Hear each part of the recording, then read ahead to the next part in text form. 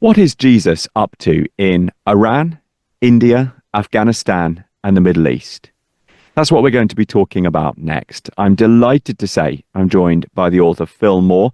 He has worked on the mission field and he has a passion to help people discover the message of the Bible. His latest book is called The Forgotten Manifesto of Jesus.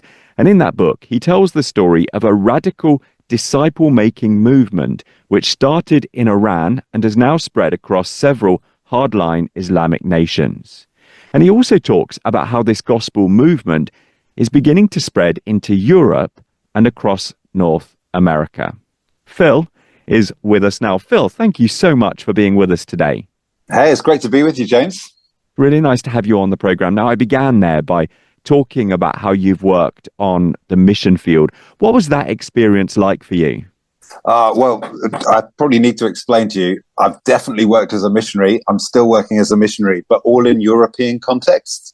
So when, your listeners hear the phrase missionary, they're probably imagining David Livingstone in Africa or someone in some far-flung part of Asia. I do work with Africans and Asians and, of course, Europeans, but I spent time in Paris working as an urban missionary in Paris, and I'm now living in London working as an urban missionary in London. So my connection with the guys in India, Iran, the other countries in the Middle East that I share about in the book, my connection is these guys are convinced that God is going to do in Europe some of the amazing things they're seeing God do in the Middle East and Africa and Asia. And my connection with them and my passion really is to see God do here what he's doing in other parts of the world. It feels crazy, to be honest, James. I found myself praying the other day, God, would you work as powerfully in the UK as you are working in Iran? And I guess most listeners might actually be praying, would you work in Iran like you're working in the UK? But the more time I spend with them, the more I'm convinced they've stumbled across answers for the UK, for Europe, and I've certainly learned from them, and I hope others can too. So we've given our listeners a hint that you think there's a gospel movement taking place in countries like Iran. Can you tell us a little bit more about that? Absolutely. So it didn't begin in Iran, although the subtitle of the book, The Forgotten Manifesto of Jesus, is How Revival in Iran is Spreading Across the World. This move, which is going on in Iran, actually began in India about 20 years or even 30 years beforehand. And it's just so typical of God's plan for the world. We sometimes think that the church's glory days may be behind her, but that's crazy. We live in the generation in world history where there are more people on planet Earth than there have ever been in any other generation. And so if the Great Commission fails in this generation, it's failed, full stop. So we actually live in the one moment in history where we know God is going to do amazing things. And he started doing that in some of the most populated nations of the world. We know quite a bit about what God's been doing in the underground house church network in China. But people might not know, obviously India has now overtaken China in terms of population. In the 1990s, God started working in a small group of missionaries, and particularly a group of people in the Bhojpuri people group. This is a group of almost 100 million people, where in the beginning of the 1990s, there were about 5,000 believers out of nearly 100 million. So, 0.0000 something percent. And they began having a passion for revival. They began preaching the gospel across the villages of Bhojpuri land, and 6 of them were murdered by angry mobs. And they were so discouraged, they felt like giving up. I tell their story in the book, how they basically sat in a dark room with the shutters down, wanting to give up and saying, God, we believe you want to save the Bhojpuri people. In that case, you've got to show us how. And God took them to Matthew chapter 10 and Luke chapter 10. You'll remember, these are the passages where Jesus gives the commission to the 12, sends them out to the towns and villages of Galilee, gives them 42 verses of detailed instructions how to go about that commission. And then Luke 10, Jesus sends out the 72 to go to the towns and villages of the rest of Israel, gives them 24 verses of detailed instruction, which are largely a repetition of his instruction to the 12.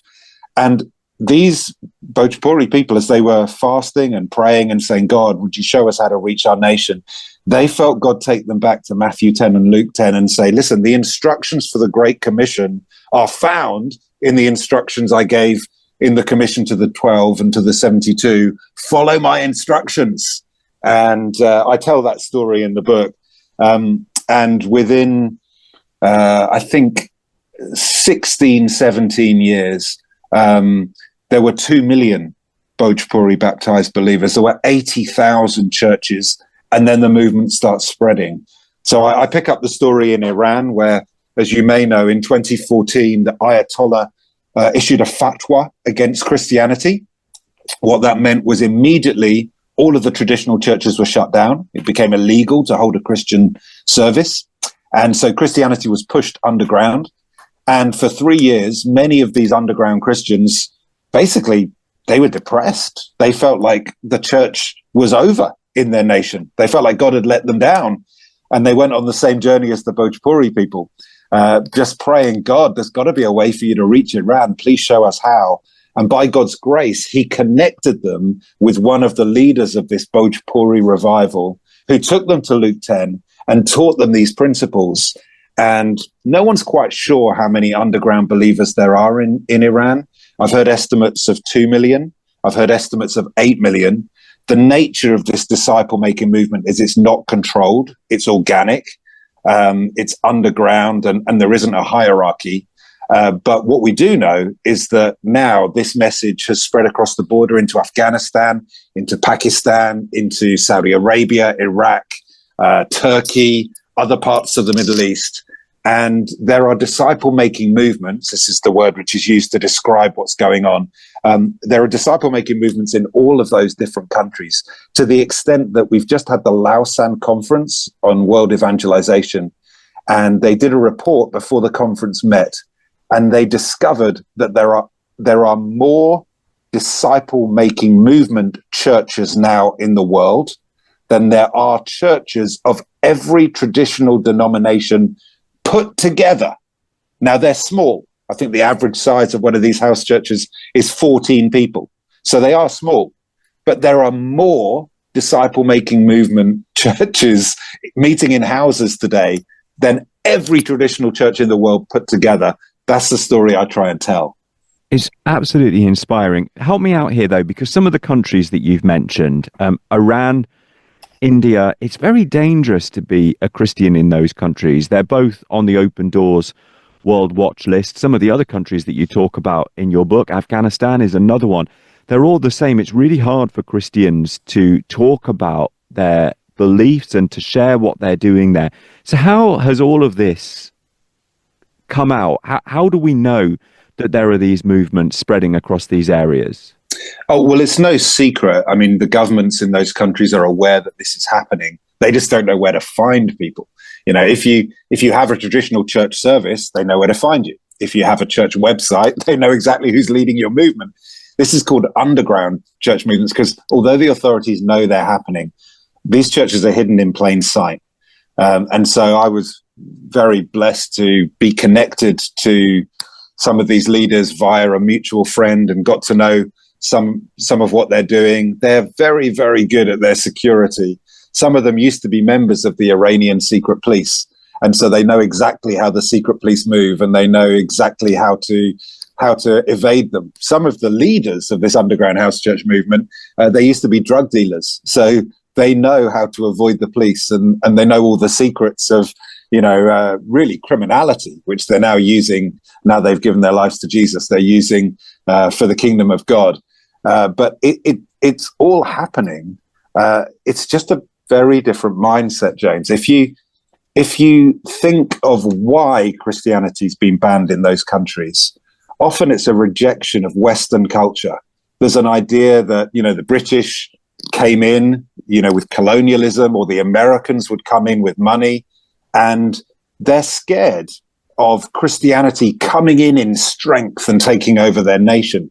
Now, the instructions Jesus gives us in Matthew 10 and Luke 10 are the exact opposite. He says, I'm sending you out like sheep among wolves. I'm sending you out. Don't take any gold with you. Don't take any money. Don't even take a spare set of clothes. Don't invite people to your thing. Just be vulnerable and look for people who are willing to look after you and invite you into their house and help you. It's the exact opposite of going in strength. You go in weakness. And it's remarkable. They've been able to see gospel breakthrough in weakness, where people haven't been able to see it in strength. And if they acted in strength, the government would spot them immediately. They are so unassuming. They are so off the radar that the government isn't able to pick them up because they look so weak and innocuous. And yet they are filled with the Holy Spirit and absolutely focused on finding people of peace, doing what Jesus told them to do, and seeing networks of non-believers coming to know Jesus. You focused on many stories within the book. I wonder, as we talk now, do you have a favorite story or one that's on your heart that you'd like to share with us? Well, people often ask me, why is it that the gospel's spreading so powerfully across Iran? Well, there are many reasons. It's no secret that the mosques in Iran are largely empty. I begin the book by quoting one of the underground house church leaders who actually says the greatest evangelist of the 21st century, name your favorite evangelist. It's not him or her. It's the Ayatollah. They have basically made people sick of Iranian Islam, this particular brand of Islam. They've made them desperate for a better answer. And those Iranians are looking to the West. Many Iranians have actually rejected Islam for Western secularism, but more and more they're discovering, well, that doesn't satisfy either. People in the UK and the USA, it's not like we're incredibly happy. It's not like we have the lowest levels of depression in the world. They can see that the Western dream isn't working either. And so when they come into contact with the Christian faith, I don't mean organized Christianity. I literally just mean the Bible. It transforms the way they think and is so attractive. So one of my favorite stories, I was with online, I was with one of these leaders yesterday. He was talking about the Kurdish region, and he talks about going to see a farmer, a Muslim farmer, and reading the first chapter of the Bible with him. He wanted to introduce him to who God is. So they read Genesis chapter 1 together. God creates the beautiful world and all the animals, and stopped there, stopped before the creation of humanity. Just wanted to introduce him to God. And at the end, just asked him two simple questions. What does this tell you God's like? And if this is true, how do you think you need to live differently? And the farmer kind of paused for a while and then just said to him, I think I need to stop beating my donkey, which is probably not the most profound conclusion anyone's come to after a Bible study. But for him, it was. He basically said, I can see here that God's made a beautiful world, that animals belong to him before they belong to me.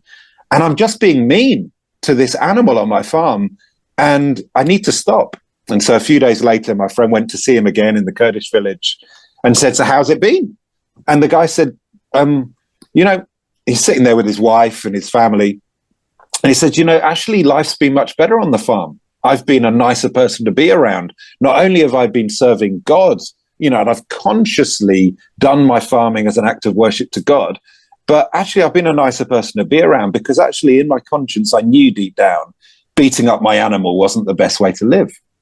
So they read the second chapter of Genesis together, where, God creates man and woman, and, he creates Eve for Adam, Adam for Eve. They're to love each other. And my friend asked the same question at the end.